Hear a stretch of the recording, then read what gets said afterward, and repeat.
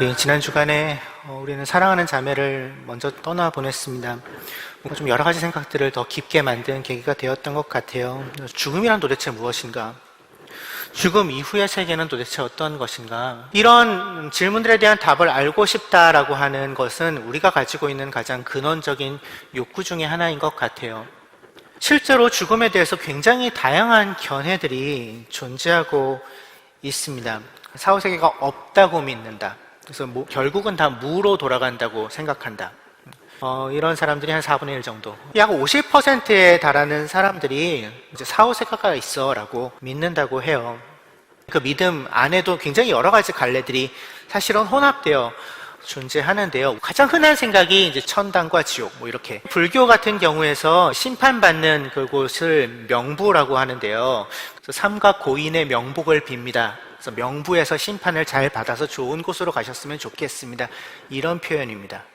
또 어떤 사람들은 죽은 사람들이 귀신이 돼서 구천을 떠돈다 이렇게 믿기도 해요. 또는 악귀가 돼서 나쁜 짓을 저지른다. 또 환생이나 윤회를 믿기도 합니다. 그리고 이런 생각들이 우리 안에도 어느 정도는 섞여 있는 것들을 발견하고는 해요. 또 이런 생각들이 과연 성경에서 말하고 있는 것과 어떻게 같은가 또는 어떻게 다른가, 이걸 살펴보는 건 우리에게 굉장히 중요한 일일 것 같아요. 우선적으로 우리에게 익숙하지만 성경에서 말하고 있지 않은 것 중에 하나는 죽고 난 후에 곧바로 천국에 가거나 또는 곧바로 지옥에 간다라는 생각이에요. 이것은 성경에서 얘기하고 있는 바가 아닙니다. 천국은 죽고 나서 가는 공간을 의미하는 단어가 아니니까요.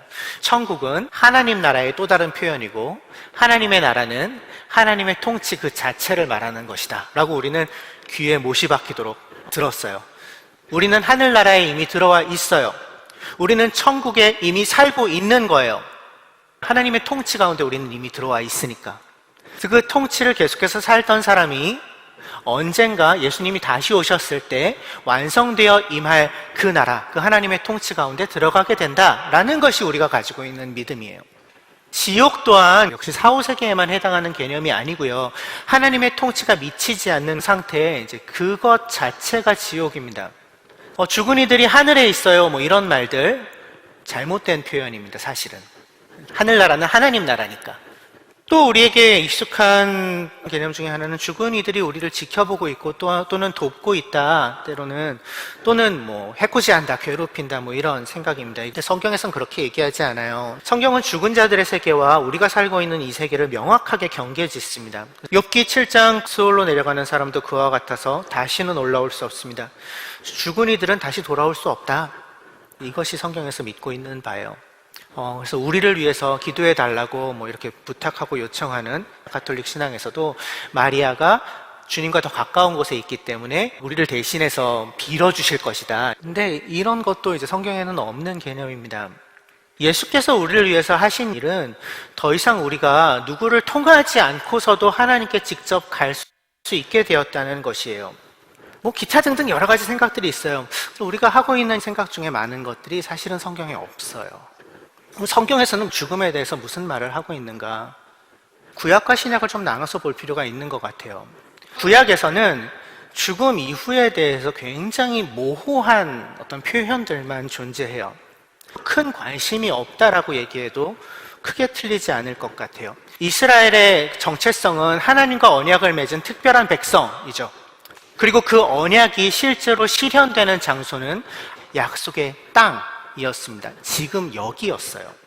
그렇기 때문에 이스라엘에서 죽음은 그렇게 중요하게 다뤄지질 않아요. 죽고 나서 좋은 곳에 가는 것이 하나님 백성으로서 그들이 살아가는 주된 이유가 아니었던 거예요. 그들에게는 그런 개념이 없었으니까. 그들이 하나님의 다스림을 받아서 사는 이유는 그분이 왕이시기 때문이었어요. 이 땅에서, 그 약속의 땅에서 오래 사는 것, 이것이 구약의 인물들이 기대했던 어떤 보상이었어요. 그렇기 때문에 지금 여기에서 하나님의 백성으로서 살아라, 지금 여기에서 그분의 백성답게 살아라 라는 이야기가 성경에 가득합니다. 물론 사후세계에 대한 언급들이 있어요. 많지는 않지만. 대표적인 용어 스올이라는 단어가 있어요. 스올은 보이지 않는 세계라는 뜻을 가지고 있습니다. 그러니까 죽음 자체에 대한 은유적인 표현으로도 사용해요. 그러니까 또 하나의 중요한 단어는 흰놈의 아들 골짜기, 히브리어로는 게힌놈, 헬라어로는 게헨나라고 표현된 단어예요. 실존하는 곳임, 장소입니다. 이스라엘이 한창 우상 숭배에 빠져 있었을 때 자식을 불태워서 바쳤던 몰렉의 제사가 드려지던 곳이 바로 이 흰놈의 아들 골짜기입니다. 하나님의 다스림에서 가장 멀어진 행위들이 일어나는 곳, 이곳이 게힌놈, 게헨나예요. 이 게헨나를 예수님께서도 이제 사용하세요. 내가 두 손을 가지고 지옥에 들어가는 것보다 차라리 한 손을 잃은 채로 생명에 들어가는 것이 낫다. 여기서 지옥이라고 번역되어 있는 단어가 게헨나예요. 그러니까 지옥이라는 개념을 우리가 잘 이해할 필요가 있는 거죠. 하나님과 가장 멀리 있는 곳, 하나님에 대한 반역이 끝에 달한 곳. 신약에서는 어떻게 언급하고 있을까요? 신구약 중간기에 들어서서야 이제 사후세계에 대한 개념들이 조금씩 생겨나기 시작한 걸로 보여요. 중요했던 배경이 첫 번째는 예루살렘의 함락이었어요. 약속의 땅을 잃어버린 거예요. 그분의 백성으로서 살기로 되어 있는 그 땅이 아니라 전혀 다른 공간에서 그들은 여전히 하나님의 백성으로서 존재해야 했어요. 그들의 그 신학적인 전제 자체에 큰 위기가 닥친 것이죠. 여전히 이 땅에서의 삶이 중요하지만 그게 전부가 아닐 수 있겠다라고 그제서야 생각하게 된 거예요. 또 하나의 중요한 계기는 주전 160년대에 있었던 마카비 혁명이었어요. 굉장히 심각하게 이스라엘의 신앙을 탄압합니다. 그때 많은 순교자들이 생겨나요. 그러니까 율법을 지키는 것만으로 죽임당했어요. 하나님과의 약속을 지키다가 죽은 이들은 그럼 어떻게 되는가? 대답이 필요했던 거죠. 그러니까 사후에 뭔가 보상이 있다라는 그 개념이 없으면 그들의 죽음을 해석할 수 있는 방법이 없었기 때문이에요. 그래서 하나님과 함께 거하는 어떤 내세에 대한 관점들, 그리고 죽음에 대한 신앙, 사후세계, 그리고 부활에 대한 믿음, 이런 것들이 이 시기에 생겨나게 됩니다. 복음서에서 예수님에 대한 이야기들을 보면서 부활이라는 것을 믿지 않는 사람들과 믿던 사람들이 공존하고 있었다는 것을 우리는 보게 돼요. 예수님은 어느 쪽 의견을 지지하셨나요? 바리새파 쪽의 의견을 지지하셨어요. 부활이 있다. 그래서 우리가 그렇게 얘기할 수 있는 것 같아요. 부활이 있다. 성경에서 부활을 얘기하고 있다. 결국 신약 성경은 우리에게 무엇을 이야기하고 있는가? 이 죽음에 대해서, 사후세계에 대해서 언급이 그렇게 많지는 않아요. 몇 가지 개념들이 있습니다. 신약에서 죽은 사람들이 쉬고 있다라는 얘기가 등장해요. 그리스도께서는 죽은 사람들 가운데서 살아나셔서 잠든 사람들의 첫 열매가 되셨습니다. 그리스도와 함께 있는, 쉼을 누리고 있는 상태가 아닐까라고 우리가 추정해 볼 수 있을 것 같아요. 쉼이죠. 쉼일 수밖에 없어요. 죄의 영향력으로부터 완전히 벗어난 것이니까. 죄의 영향력의 끝판왕이 죽음이거든요. 그 죽음을 통과했기 때문에 죄의 영향력으로부터 완전히 자유해져서 쉼일 수밖에 없는 것이죠. 그리고 그것이 그리스도와 함께 있는 것이다 라고 얘기하고 있고요. 이 얘기를 예수님도 하셨어요. 내가 진정으로 내게 말한다. 너는 오늘 나와 함께 낙원에 있을 것이다. 신약에서 쉬고 있다, 그리스도와 함께 있다, 낙원에 있다, 이런 표현들로 죽음 이후의 상태를 이야기하고 있어요. 근데 보시다시피 많지 않아요. 그러니까 성경은 우리가 죽고 나서 어떻게 되는지에 사실 별로 관심이 없어요. 성경의 주된 관심은 두 가지입니다. 첫 번째, 지금 여기에서 우리가 이미 임한 하나님 나라를 어떻게 살아갈 것인가. 그리고 두 번째, 예수님이 다시 오셨을 때 완성되어 임할 하나님 나라에서 부활의 몸을 입고 우리가 살아갈 것에 대한 소망. 우리의 육신의 죽음이 결코 끝이 아니라고 성경은 말하고 있어요. 내가 진정으로 너에게 말한다. 나의 말을 지키는 사람은 영원히 죽음을 겪지 않을 것이다. 여기에서 예수님은 육신의 죽음을 이야기하시는 것이 아니죠. 하나님과의 관계의 단절, 영적 죽음을 이야기하고 계시는 것이죠. 예수님과 연결되어 있는 사람은 영원히 하나님과의 관계에서의 단절을 경험하지 않을 거야. 비록 육신은 죽을지라도 끝이 아니야. 그분과 연결되어 있는 진짜 삶은 여전히 이어질 거야 라고 말씀하고 계신 거죠. 또 한 가지, 우리의 육신의 죽음은 구원의 완성인 부활을 위하여 우리가 통과해야 할 필수적인 관문이라고 이야기합니다. 그대가 뿌리는 씨는 죽지 않고서는 살아나지 못합니다. 그러니까 바울이 우리의 몸, 육신을 씨앗에 비유해요. 죽어야 다시 살아난다는 것입니다. 더 영광스러운 몸, 그 부활체를 받음을 통해 우리는 완성된 하나님의 나라에 들어가게 될 것이라고. 그런데 거기에 이르기 위해서 우리는 먼저 육신의 죽음이라는 문을 통과해야 된다고 이야기하고 있는 것이죠. 육신의 죽음이 우리가 걸어 들어가야 할 첫 번째 문이라면, 부활은 우리가 그 다음에 통과해야 할 두 번째 문, 마지막 문이라고 할 수 있겠습니다. 우리 모두 첫 번째 문을 통과하는 시기는 각각 다 달라요.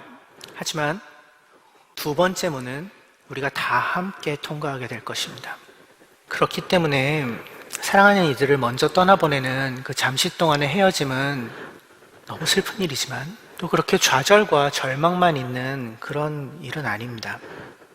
결코 그렇지 않습니다. 죽음에는 그 정도의 힘이 없어요. 우리를 좌절시키고 절망에 빠뜨릴 만한 힘이 없습니다. 예수께서 그 죽음을 이기고 승리하셨으니까요. 그렇기 때문에 우리는 죽음을 크게 두려워하지 않고 살 수 있어요. 오직 우리만 그렇게 살 수 있어요.